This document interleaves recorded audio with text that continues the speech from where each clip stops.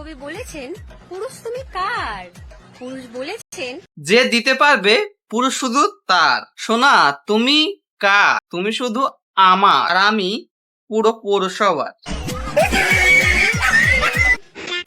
বরকে ভালোবাসতে শিখুন, সেটা কার বর দেখার বিষয় না। সুন্দরী বউদের আম গাছের আড়াল থেকে দুটো ঝুলা আম দেখা উচিত, বউটি কার সেটা দেখার বিষয় না।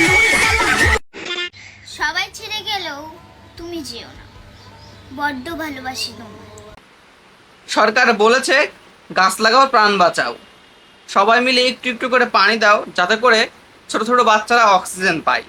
আপনারাই বলেন এদের কি অক্সিজেনের দরকার, বা 2 দিন পরে তো গাছের মাথায় উঠে লাগালাগি করবে।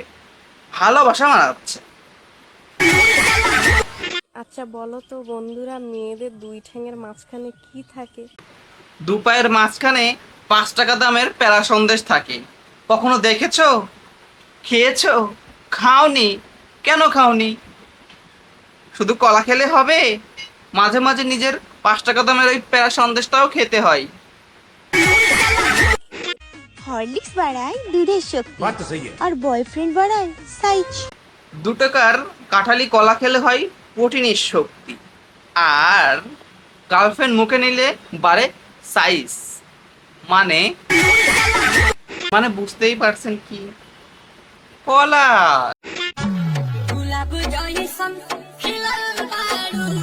আমি তো জানতাম গোলাপ বাগানে ফোটে, এখন দেখছি তো আসলেও বাগানেই ফোটে।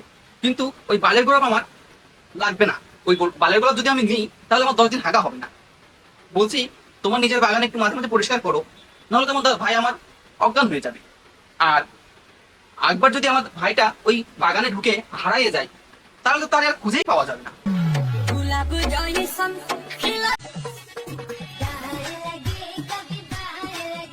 তাহলে মাঝখানটা কি দোষ করেছে?